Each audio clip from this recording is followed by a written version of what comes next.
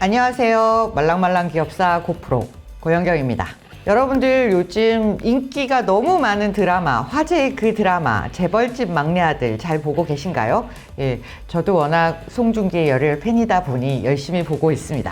거기서 등장해가지고 굉장히 관심을 많이 받는 기업이 하나 있어요. 드라마 안에서는 뉴 데이터 테크놀로지라는 기업인데요.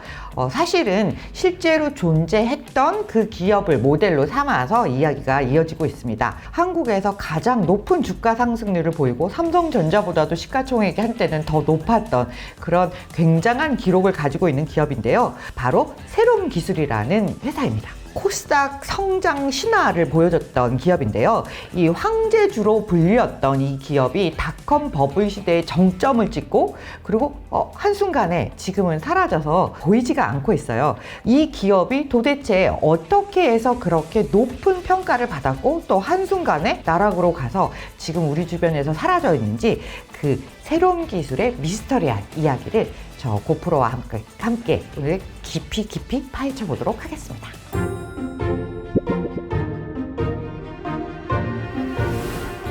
자, 그럼 이 새로운 기술은 요즘으로 말하자면 스타트업, 벤처 기업이었어요. 이 새로운 기술은 도대체 언제, 어디서, 무엇으로 시작을 했나? 그 시작부터 한번 살펴보겠습니다. 처음에 창업한 건 1993년 7월인데요.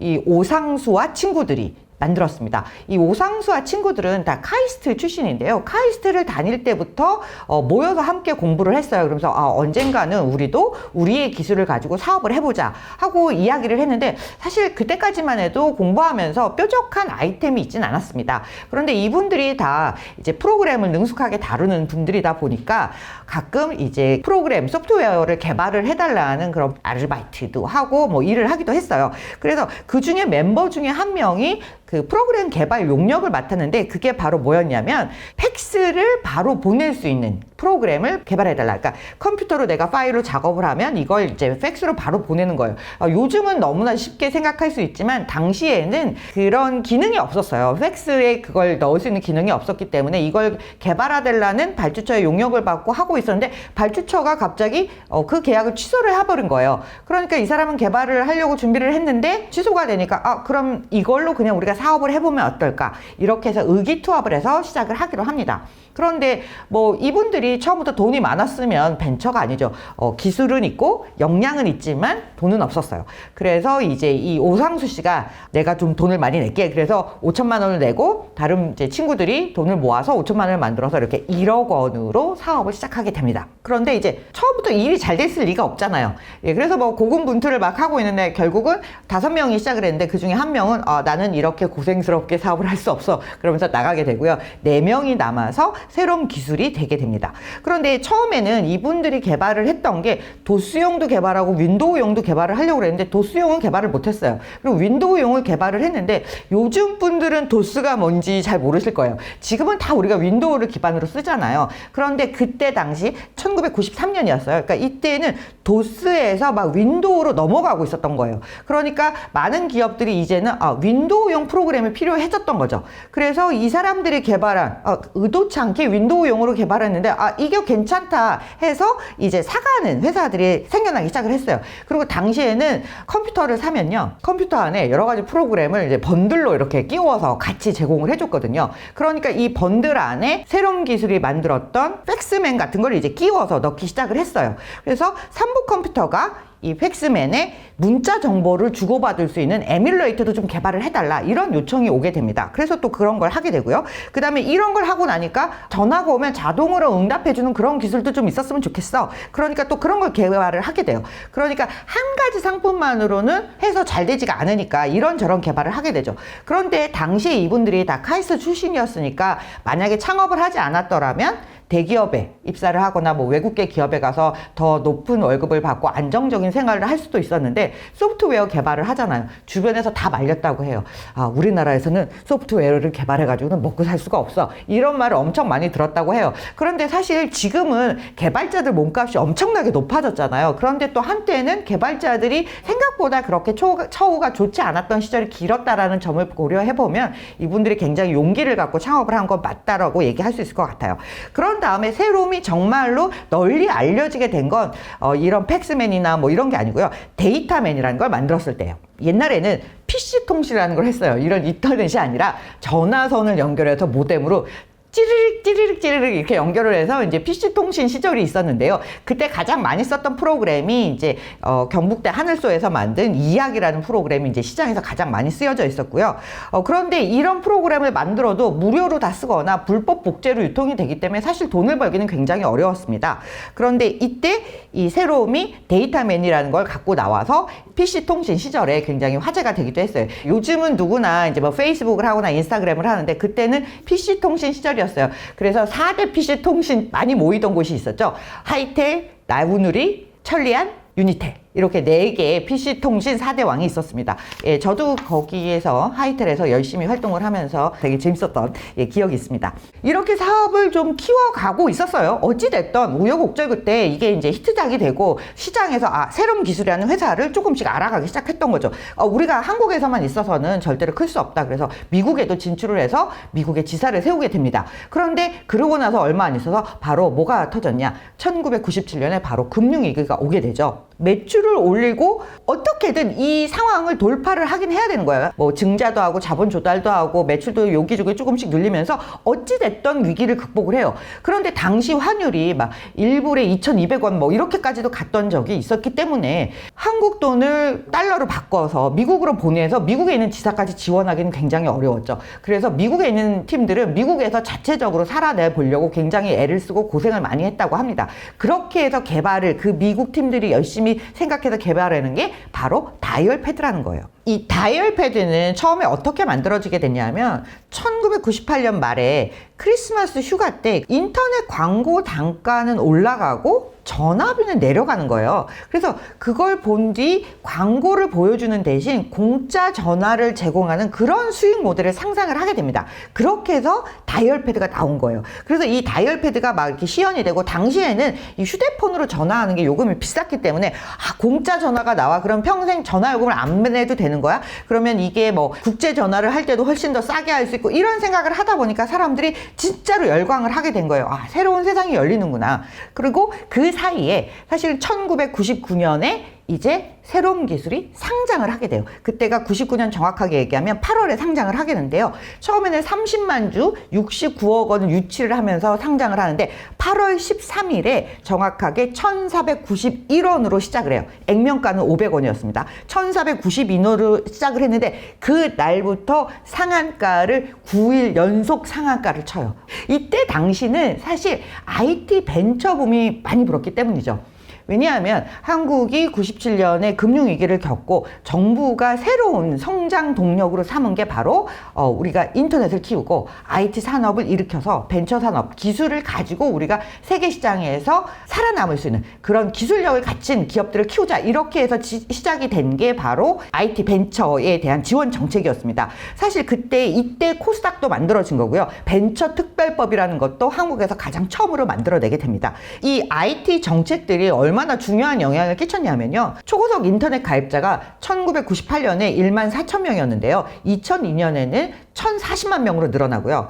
IT 산업의 총 생산액도 2002년에는 189조 원으로 굉장히 늘어나서 이게 전체 한국의 GDP에서 차지하는 비중이 98년에는 IT 섹터가 8.6%에 지나지 않았는데 2002년에는 14.9%로 크게 늘어나게 됩니다.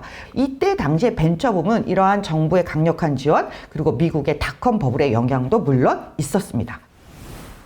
새로운 기술이 9일 연속 상한가를 기록을 하니까 시장에서는 난리가 났겠죠. 이런 게 흔한 일은 아니잖아요. 지금 생각해봐도 정말 굉장히 신기한 일인데요. 새로운 기술의 이제 이 창업자 오상수는 증권시장이 막 화랑이 되니까 고가의 해외에서 시비를 발행을 하고 이제 각종 방법을 동원을 하면서 현금 3,700억 원인 어마어마한 돈을 확보를 하게 됩니다. 주가가 계속 올라가고 밸류에이션이 점점 높아지고 있으니까 이 돈을 이제 자본 조달을 하기가 굉장히 쉬웠던 썼던 거예요. 그래서 이 돈으로 진짜로 미국에서 다이얼패드 사업을 본격적으로 시작을 하게 됩니다.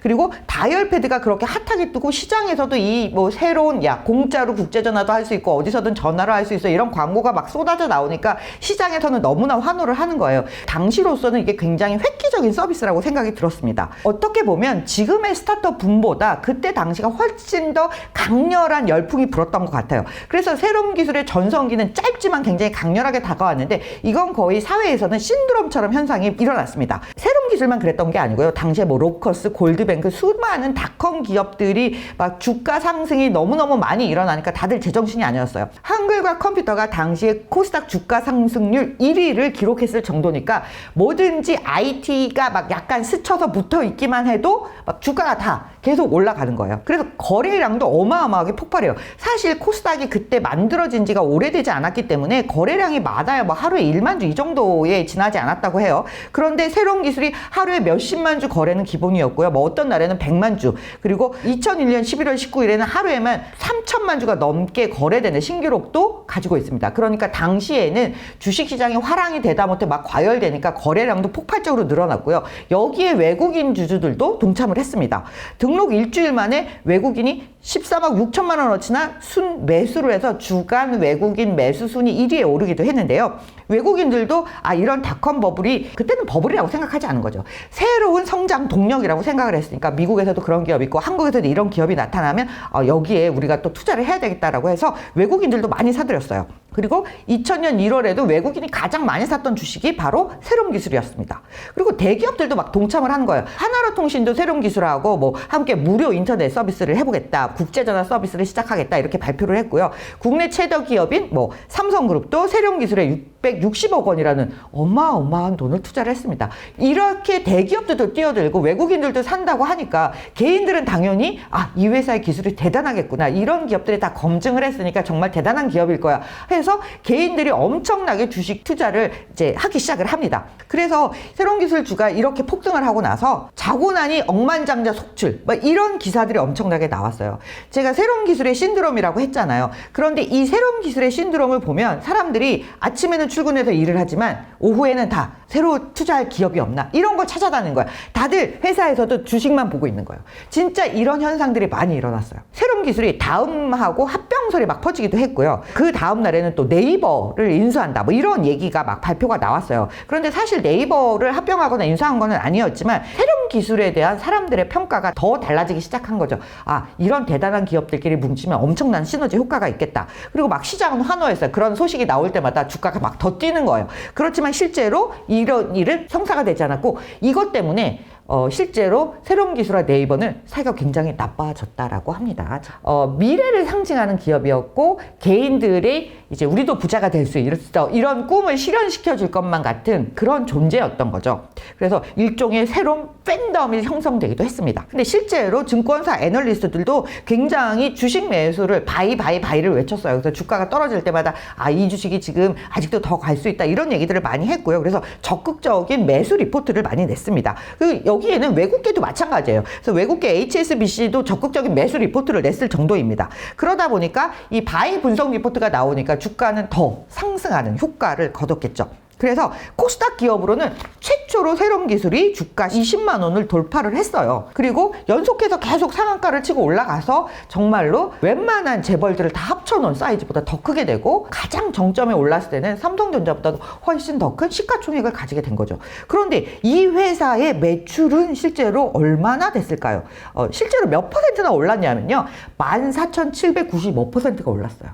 처음에 데뷔했을 때에 비해서. 그래서 시가총액이 5조를 넘었습니다. 정확하게는 최고점이 이제 28만 2천 원까지 갔는데요. 149.2배가 올랐으니까 어마어마한 거죠. 그래서 이런 상승률은 앞으로도 깨지기는 어려울 것 같습니다. 1999년에 사업보고서를 제가 찾아봤어요. 그럴 때 보면 인터넷 접속 서비스를 했고 그 다음에 무슨 전략적인 제휴를 체결했고 실제로는 뭐 많은 전시회에 참가하고 기술 인증을 받았다라고 하지만 뭐 대단한 매출을 일으키는 일으킬 만한 사업이 이때까지도 크게 있지는 않았습니다. 오히려 소프트웨어를 중심으로 했지만 소프트웨어는 잘 안 팔렸어요. 아까 말씀드린 대로 불법 복제가 팔치고 이게 잘 돈이 안 되니까 실제로는 모뎀을 훨씬 많이 팔았습니다. 그래서 매출의 대부분이 하드웨어, 모뎀을 팔아서 나온 거예요. 그리고 이 매출도 다 합쳐서 그렇게 큰 규모가 되지 않습니다. 138억이에요. 그러니까 1998년의 숫자를 기본으로 이제 99년의 매출을 보는 건데 138억이었다가 1999년 매출이 262억 원 정도 됩니다. 그러니까 이 매출에 비하면 도대체 주가가 몇 배나 상승을 한 건가요? 그러니까 새로운 기술이 정말로 높은 기술을 가질 수 있는 기업이라는 꿈과 환상은 좋았는데 정말 이게 돈을 벌 수 있을까? 어느 시점부터는 사람들이 그런 의구심을 갖게 되는 거죠.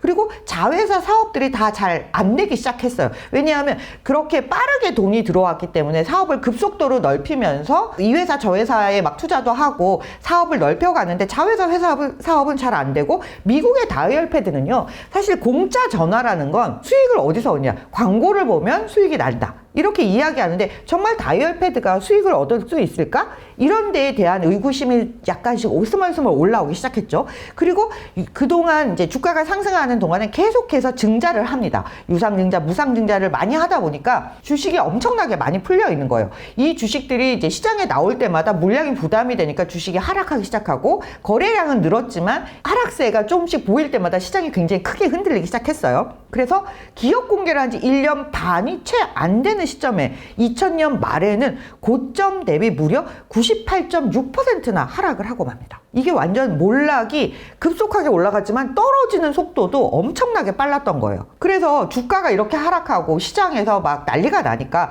다이얼패드를 살리겠다면서 오상수 대표이사가 새로운 기술에서 대표이사를 사임을 하고요. 7개월 후에 다시 대표이사를 복귀는 하지만 이미 새로운 기술 안에는 새로운 벤처 투자라는 회사가 있었는데 이 회사하고 이제 갈등이 생겨난 거죠. 그래서 내부 고발에 의해서 분식회계 혐의가 이제 조사가 시작이 되기도 합니다. 그러니까 기술에 대한 낙관적인 기대로 주가가 이렇게 올랐지만 수익성에 문제가 있는 거 아니야? 유무상증자를 너무 많이 했는데 물량 부담도 있어? 이러면서 내려가기 시작하는데 아주 초스피드로 내려가게 됩니다. 삼성전자는 아까 2대 주주였다고 했잖아요. 결국 나중에 2003년이 지나서 새로운 기술 주식 80만 주를 팔게 되는데 전량 매각해서 손실이 380억 정도의 손실을 입었다고 나와 있어요. 이 당시에는 벤처 회사들이 사기도 엄청나게 많이 쳤습니다. 그러니까 새로운 기술 자체에는 다이얼패드라는 제품이 있었지만 그 외에 너무나 많은 주식들이 사실은 기술도 없고 닷컴의 형태만 묻혀서 많은 회사들이 상장을 했는데요. 새로운 기술이 너무 올라서 사지 못한 사람들은 새로운 기술과 같은 주식들을 막 찾은 거예요. 그러면서 전체적으로 코스닥이 다 올라갔거든요. 그런데 그 시장이 전부 다 흔들리는 거죠. 실제로 기술도 없으면서 사기치고 아니면 많은 자금을 동원했다가 개인적인 비용으로 쓰고 이런 모럴 해저드가 엄청나게 많이 일어났습니다. 벤처 회사로 붐을 일으켰지만 실제로는 분식회계 혐의 혹은 횡령, 사기 등으로 배임 이런 걸로 고발되고 형사처벌을 받은 사람들이 굉장히 많은데요. 형사처벌을 받았지만 사실 그 시장에 많이 투자한 사람들은 누구겠어요? 새로운 기술만 하더라도 개인 투자자 비율이 굉장히 높습니다. 그러니까 이 개인 투자자들은 다 눈물을 흘리면서 거의 휴지 조각이 된 주식만 남아있는 거죠. 그래서 이때 코스닥의 신뢰를 잃어버렸던 한국 투자자들이 다시는 코스닥을 쳐다보지 않게 돼요. 그래서 그때 당시에 고점을 잃었던 코스닥 시장은 아직도 그 지수 근처에도 가본 적이 없습니다. 그만큼 코스닥 시장이 엉망진창이었던 거죠. 이렇게 잘 나가던 새로운 기술이 망해도 그렇지 어떻게 저렇게 하루아침에 그냥 확 주가가 내려가면서 결국은 분식회계로 형사고발을 당하고 끝을 맺게 되는가? 여기에는 몇 가지 이유가 있습니다.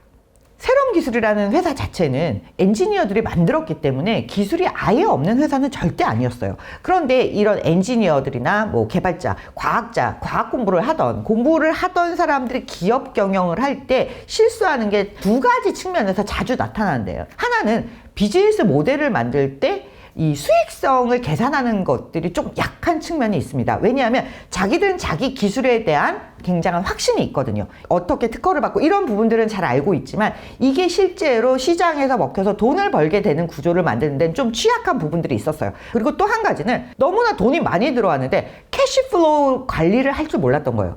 회계들 잘 몰랐고 현금 흐름을 관리하는 법들을 잘 모르다 보니까 미국에서는 실제로 다이얼패드가 고객이 1,400명까지 늘어났고요. 투자자 자금도 한 6천만 달러가 되었을 정도로 사실 이 다이얼패드가 사기였다거나 그런 건 전혀 아니에요. 이 다이얼패드는 실체도 있었고 사업이 유지가 되고 있었는데 이 자금 관리 측면에서 너무 잘못했기 때문에 실제로는 비용이 많이 나가는데 이 최고 경영진들이 이런 부분들을 잘 파악하지 못하고 있었다고 해요. 그러다 보니까 사전적으로 이 자금 관리만 잘 했더라도 그렇게 하루아침에 무너지지 않았을 거라고 이야기를 하고 있습니다. 그 와중에 유무상 증자를 너무 많이 하다 보니까 물량이 늘어나고 주가가 한번 꺾이면 대량 투매가 막 나오는 거예요. 그래서 이게 서로 상승 효과를 일으키면서 주가가 상승할 때도 좋았지만 하락할 때도 아주 일직선 수직 낙하를 하는 그래프를 그리게 된 겁니다. 그리고 이 무료통신 사업이라는 게 다이얼패드를 PC 인터넷에서 일반 전화기로 통신을 하게 되는데요. 이 방식은 가입자가 늘면 늘수록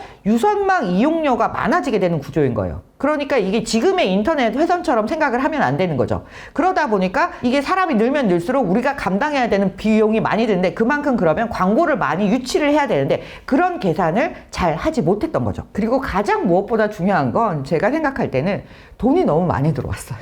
이 회사가 매출이 뭐 100억대, 200억대 밖에 안 되는데 기업 가치가 5조를 갔다, 최고 정점에서 5조를 갔다라는 것은 그 사이에 들어온 돈이 너무 많았던 거예요.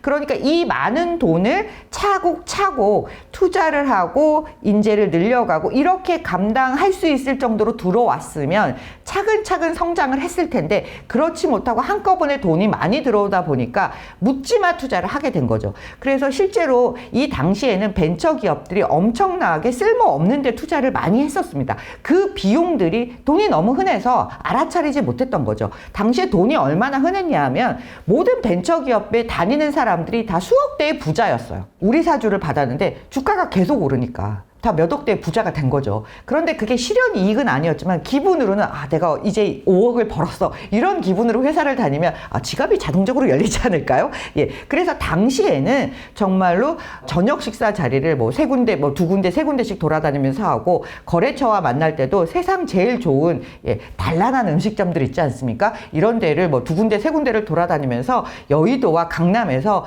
모든 식당과 유흥업소들이 그렇게 화랑을 맞았다라고 합니다. 그게 바로 도덕적 해이라는 거예요. 그런데 이분들도 그 당시에는 그 돈이 너무 흔했기 때문에 알아차리지 못한 거죠. 너무 빨리 성장하고 돈이 너무 많아서 주체하지 못하고 새로운 비즈니스를 잘 꾸리는 데 쓰이지 못했던 것이 실패의 원인이라고 할 수 있겠습니다.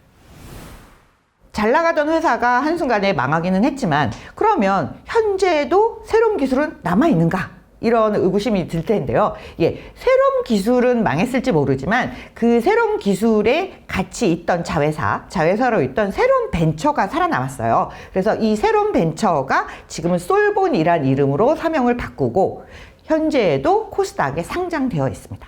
오늘은 한국 증시 역사상 가장 뜨겁게 사랑받았던 주식이자 그리고 한편으로는 가장 처참하게 부서져 내린 새로운 기술에 대해서 알아봤는데요. 90년대 후반, 2000년대 초반까지 이어졌던 IT 버블 혹은 뭐 닷컴 버블이라고 하죠. 코스닥이 뜨거웠던 시절이 있었는데요. 팬데믹 이후에 이 테크 기업들의 상승과도 이렇게 오버랩이 되는 것 같아요. 어떻게 보면 세상은 이런 우여곡절, 흥망성쇠가 반복되고 있는 것이 아닌가 싶습니다. 오늘날에 많은 테크 기업들이 또 스타트업들이 새로운 기술을 가지고 새로운 서비스를 가지고 시장에 나타나고 있어요. 이런 기업들 중에 또 제대로 성장할 수 있는 기업들이 많이 나타나기를 기대하면서 오늘 이야기는 여기서 마무리 지어볼까 합니다. 오늘 이야기도 재밌으셨다면 구독 꾹, 좋아요 꾹 눌러주시면 감사하겠습니다.